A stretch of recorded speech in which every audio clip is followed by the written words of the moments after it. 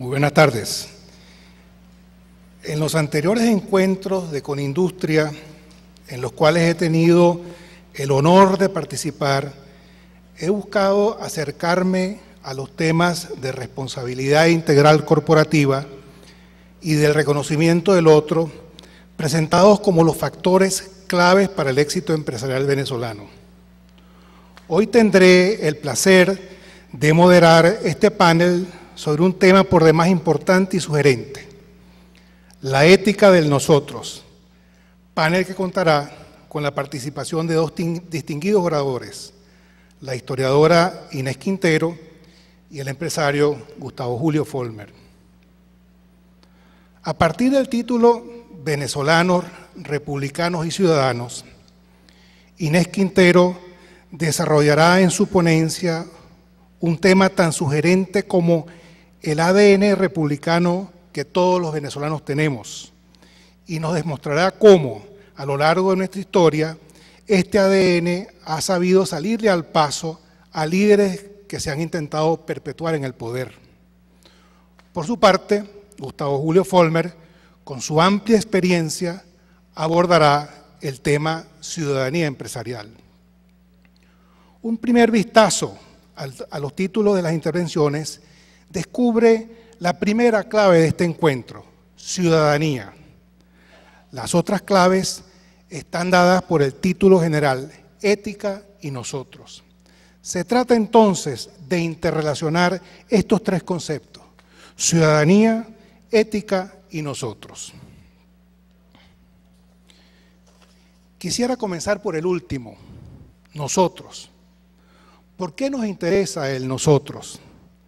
¿Se trata de un interés nuevo, de un objeto de preocupación olvidado o de algo que siempre estuvo allí, aunque no siempre en primera línea de atención? ¿Qué incluye el nosotros? ¿Por qué es ahora objeto de nuestra preocupación? Algo ha cambiado evidentemente en nuestra relación con el país y su destino, que hoy trae el nosotros a primer plano.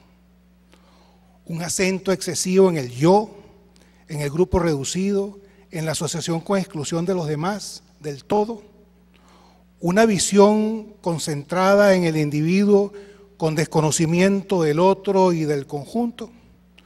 Un sentido personalista de la vida y un concepto de ciudadanía con acento en los derechos individuales y olvido de las responsabilidades y los derechos colectivos. Sería injusto ubicar a la masa del empresariado venezolano en este lado del cuadro coloreado de individualismo, de exclusión, de defensa a ultranza de los beneficios personales con olvido del bien social. Hay muchos ejemplos de lo contrario. Los tiempos, sin embargo, justifican la reflexión que se propone esta tarde y que vincula los conceptos de ética con nosotros.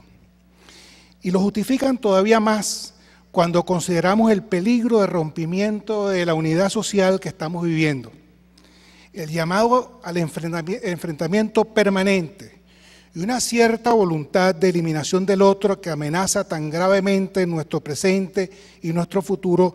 No puedo sino recordarnos lo que escribía el filósofo español Julián María en su libro Ser Español, referido a la Guerra Española.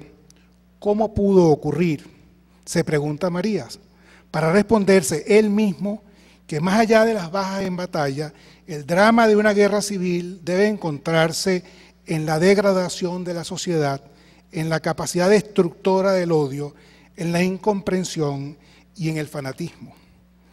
La guerra, dice María, comienza por un estado radical de discordia que no es la discrepancia ni el enfrentamiento, ni siquiera la lucha, sino la voluntad de no convivir, la consideración del otro como inaceptable, intolerable, insoportable. Al describir la España de los años 30, observa María, se fueron formando grupos que ingresaban en la categoría de los mutuamente irreconciliables.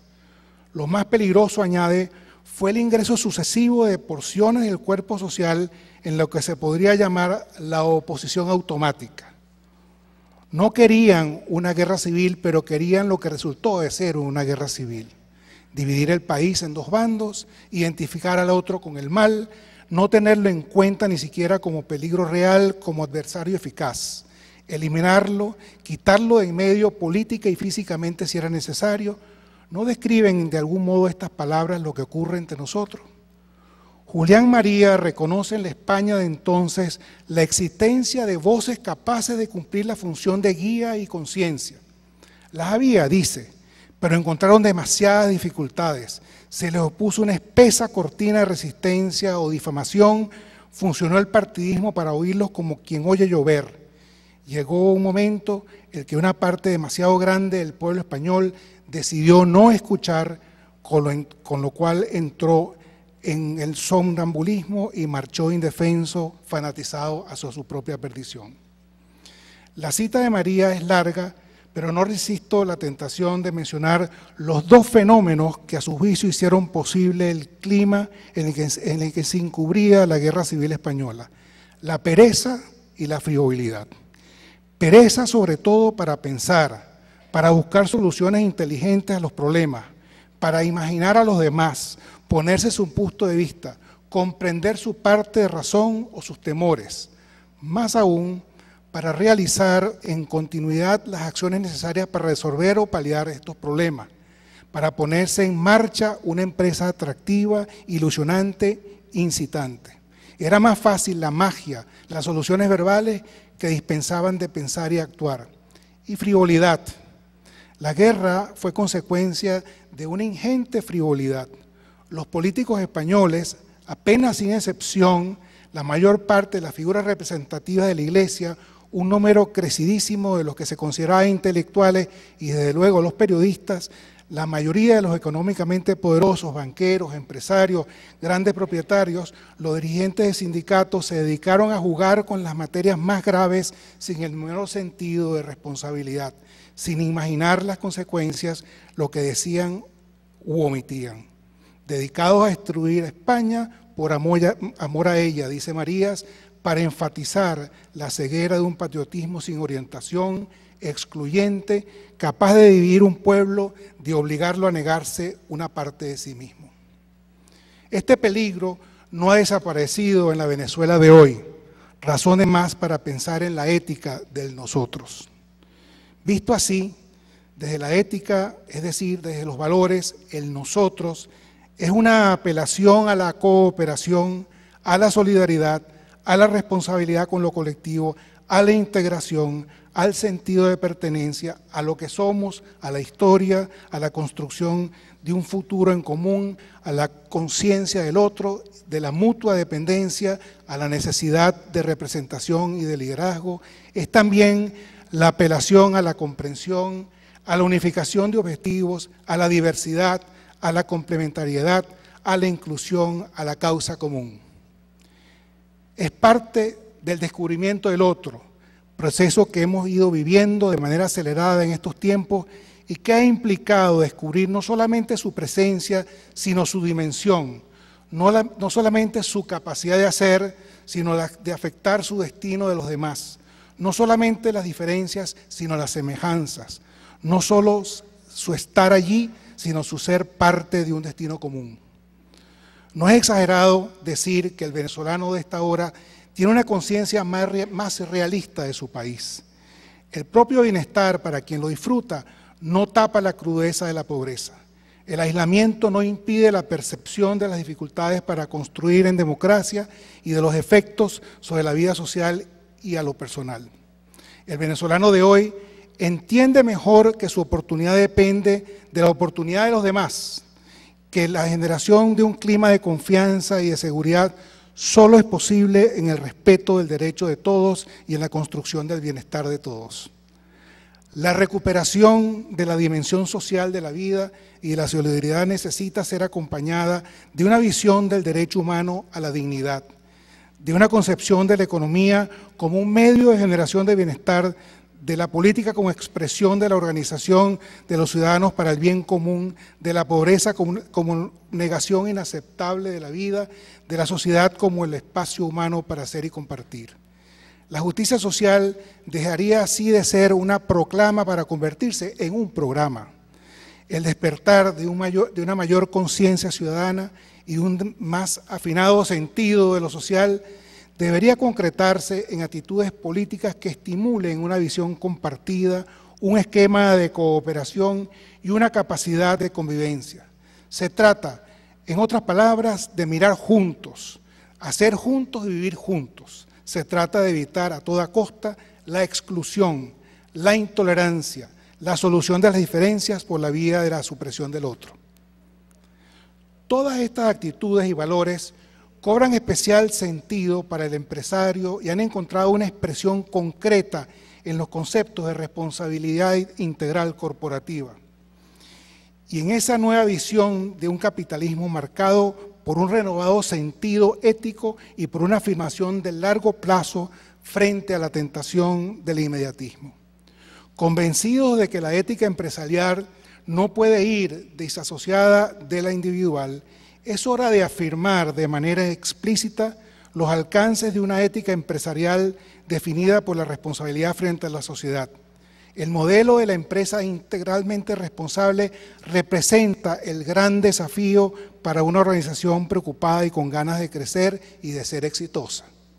La responsabilidad integral corporativa busca lograr una relación de beneficio mutuo, trato justo y en equilibrio con los diferentes actores que conviven con la realidad de la empresa. El nuevo paradigma amplía el alcance de la responsabilidad corporativa hacia todo el espectro de los públicos de interés de la organización, clientes, consumidores, trabajadores de las empresas, proveedores y contratistas, accionistas e inversionistas, Estado e instituciones públicas, comunidades, grupos de opinión pública. Lejos de ser una política aislada o secundaria, la de la responsabilidad integral corporativa se constituye una estrechamente ligada a lo sustancial de la empresa, a su misión y a su visión del negocio. El mercado mide a las empresas cada vez más por este parámetro. Ellas mismas incorporan los indicadores de responsabilidad social como parte de su balance general de resultados. Frente a la presión del corto plazo, tenemos la obligación de pensar en lo estratégico, en los desafíos de mediano y largo plazo. Este es uno de los fundamentos de lo que hemos denominado el capitalismo paciente. Hace falta una cultura de planificación estratégica que además considere fundamental el diálogo con los actores claves, especialmente los trabajadores. Los empresarios venezolanos tienen hoy la oportunidad histórica de superar la orientación cortoplacista de su gestión que las circunstancias les han obligado a asumir para rescatar la institucionalidad de la empresa privada como factor indispensable e insustituible del progreso del país. El desafío es que los hombres y mujeres de negocio emprendan unas iniciativas que, convertidas en hechos, puedan colocar al sector privado en la posición de liderazgo que tienen en otras naciones latinoamericanas. Este imperativo es ineludible y de ninguna manera connota un regreso al pasado. Las fórmulas que en otro momento pudieron ser efectivas para el crecimiento de la empresa privada hoy no son aplicables. Las ponencias de hoy prometen provocar nuestra reflexión sobre estos temas, con el acento en la visión histórica por parte de Inés Quintero y desde la perspectiva empresarial por parte de Gustavo Julio Vollmer.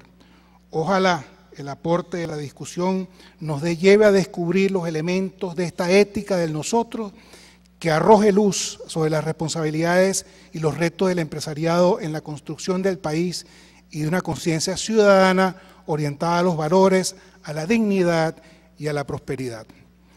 Y ahora quisiera pedirle a Inés Quintero y a Gustavo Julio Vollmer que me acompañen aquí en el presidio.